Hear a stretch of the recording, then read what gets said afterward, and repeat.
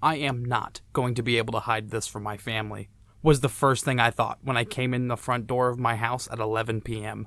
Covered in blood with a massive gash in my face. I had just come back from riding my one wheel that I'd just gotten 2 days beforehand. I was getting one last ride in for the night before my overnight shift had to start. I had fallen off it going 15 miles per hour and slammed my face into the concrete. I had just gotten it 2 days ago and I've already had a huge wreck. My mother rushed me to the emergency room at midnight and I was there for a couple hours. I had gotten 5 or 7 stitches in my eyebrows. I can't really remember. Maybe it was because of the massive head wound. I don't know. Let me know in the comments. My leg was killing me though. I landed on my knee full force and that was the thing that hurt most by far. It kept me up at night, not being able to sleep from the pain. But in some strange rebellion, once we got home from the ER, the first thing I did was ride my one wheel around my house. I just wanted to ride it. Even though it was painful to stand, I didn't care. My face and knees just got pumpkin bombed. I wanted to ride it, and I have been. I still ride my one wheel as often as I can. I'm not a very physically active person. I mean, have you seen me? I look like Slimer just fallen into a vat of skin-colored wax. But after the daily grind of my job, being able to just explore on my one wheel was amazing. Me and my friend Toxic ride our one wheels down by the waterfront. It's a beautiful route, and it's very relaxing. It's the closest thing I'll get to living an active lifestyle, quote-unquote. The reason I'm talking about this is because the one wheel was like a window to let me outside, to see my neighborhood and my city, to have an excuse to get some fresh air, and getting kicked out of parking lots by security guards like, seriously, can't you just let me onto the roof? I just want to look off the top of the roof. Come on, I'm not bothering anybody. Just let me up, you But it's also given me a bit more perspective. It's made me a bit more optimistic.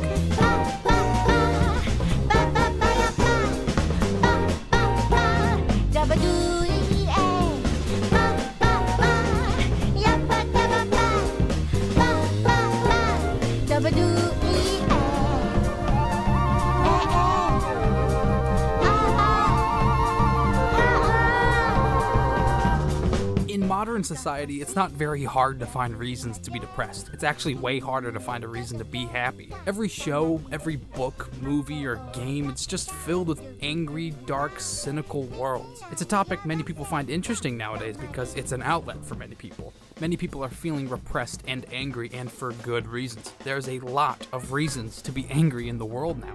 But a certain magic in media is becoming more and more hard to find these days. I'm not saying these things were better in the old days of Little House on the Prairie and Black and White Milkmen, but to say that we're not in some kind of cultural depression would be naive, I feel.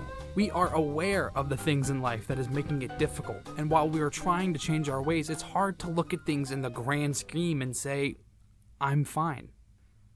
So let's try to lighten up some smiles with my top 10 happy games of the year list. Yay! Number 10. Fortnite is so much fun, you guys. Like, you guys don't even know. Number 9. Fortnite again. Let's go, boys. Let's all get on that battle. Okay, let's calm down here. I want to draw a clear line between optimism and fun.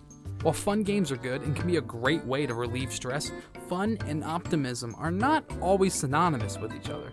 Doom Eternal is fun, but it's not optimistic. And fun always works very effectively with making you feel better. Most of the time, though, it's only temporary. Optimistic games are the kind that after you play them, you can actually take something from it. It doesn't just make you feel better, but it makes you see things a little differently. Games that can inspire hope in you. These are the works that I find increasingly more difficult to find. But in a small way, they're the kind of games I need in my life right now to make me feel better about this big and scary thing that we're all a part of. So, okay, I'm gonna talk about Kingdom Hearts again. Shut up, shut your yapper, it's good, you know you like it, I talk a lot about Kingdom Hearts, okay? I made a big, long video about all the KH games. Please watch, link in the description.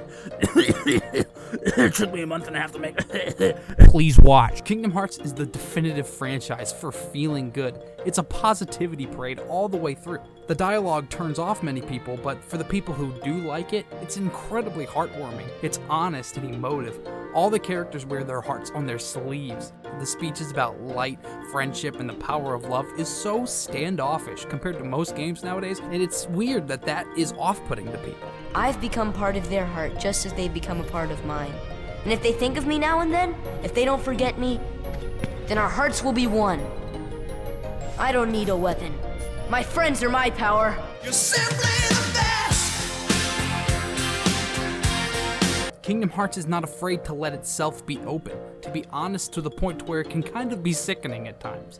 The whole game's plot about fighting back against the darkness and never to give up hope, the struggle between light and darkness, is a key theme for many of the characters. Even up to the ending of Kingdom Hearts 3, spoilers, skip ahead, just skip past this stupid dumb joke, where all the characters get a happy ending, and it's maybe the most sweet and happy ending ever, to the point to where it kind of makes me mad.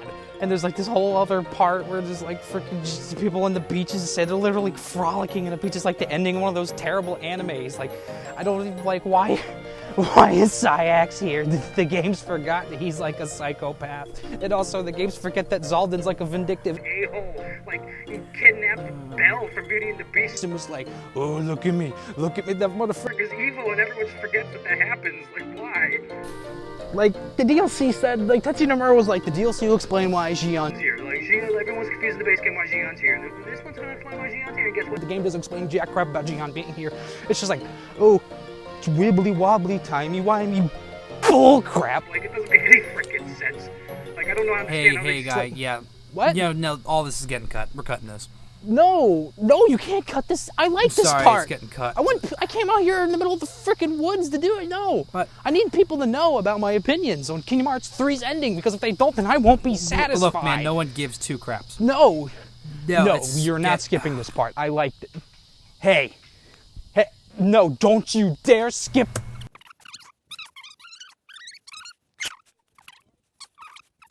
Idiot.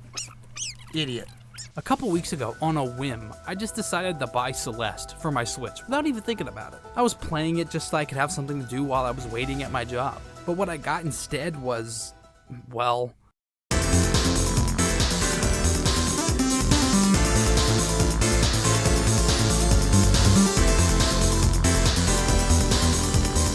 Holy balls, why did it take me so long to play this game? Celeste is easily my favorite game I've played this year, by far. And I know it came out in 2018, but I only played it until this year, and shut up. This game is so good, really good. It's one of the most tight platforming games I've ever played, and it's just bursting with charm and character. The whole game was a moment for me. Few games rarely give you that moment when Madeline and Theo are just sitting down and talking. There's a level of anonymity between the characters, where they can just talk on a more personal level and talk about things that they wouldn't say to someone they know personally. These characters just met each other. There's no bias in their interaction. They can speak openly because they feel a level of security in talking to a stranger. It shows that talking can be healthy. Being more open and honest, it's a great way of cleansing the slate. It's just very refreshing in the sea of violence and misery and Ellie throwing bricks at people's heads. The game serves as a way of discussing mental health. It doesn't decide to go down the path most games covering this topic go down. They use mental illness in its extremes. They use insanity as a way of pushing gameplay mechanics like Silent Hill, Hellblade. What's that frickin' GameCube game called? Eternal Darkness. Celeste isn't talking about mental illness in that way. It's talking about more general and relatable anxieties, feelings of worth and self-value, to be more open with yourself and doing what you need to do in order to make yourself feel better. It's a very optimistic and honest evaluation of mental health, not in the foggy nightmare of Silent Hill. It's a perspective that's uncommon in games, but it's just as valid, if not more so. Playing Celeste made me feel better. My friends and family can tell you that after playing it, I seemed happier and a bit more optimistic with my own life. It's a wonderful feeling, and one that I hope to keep chasing. And chasing that feeling is a struggle at times. And chasing that struggle sounds familiar.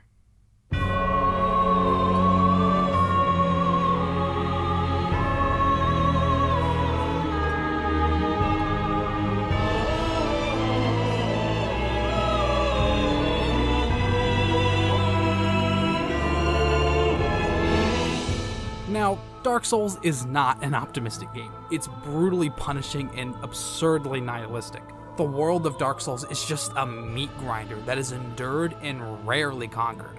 In this world, there are no happy endings. No one cures the problems of the world, and anyone who does is driven to madness or hopelessness. It's intensely hostile to life and is seeping It's just freaking dripping with pain and sickness. The goal in Dark Souls may seem grand and important, but ultimately it all falls into a cycle that's doomed to repeat itself until it grinds itself into dust. Literally, the world grinds itself into dust until not any one being lives. There is no optimistic future for the world of Dark Souls, and any specks of hope are so dim that even those prospects are unlikely to succeed. So why do I consider it to be optimistic? While the world for the game may be hopeless and the struggles of its inhabitants grueling, for us, the player, it's anything but that. The game's director Hidetaka Miyazaki, sorry if I butchered that, said the game was made to give players that sense of accomplishment, to be able to walk up to the world's most destructive and horrifying monsters and triumph over them, to succeed through the vast amounts of tribulations and trials. I don't think I need to mention that Dark Souls is hard, like really hard. So hard that some players have turned away from the franchise until Bloodborne came out and blew their frickin' socks off. The game was designed top to bottom, side to side, back to front, corner to corner, cheeks to teeth to reinforce that idea of accomplishment. The pacing and arc of every area, every level designed to twist and turn and make getting past it as difficult as was required to make you feel what the director wants you to feel. Dark Souls is demanding, but it's never unfulfilling. The sense of pride and victory over each battle is what the game was made for. That is the true goal of the game. Not to beat Gwyn and reignite the first flame and continue the cycle, but to reignite the fire in players, in people, to reinvigorate them and tell them to keep going, to learn and improve yourself, to never stop trying to overcome our blockades. Even though you may fall off your one wheel at high speeds and thug two face plant into the road, to get back up on that board and try again. It's a story of triumph. No matter how much you die, the game wants you to be ready to fail and try again. It wants you to prepare to die.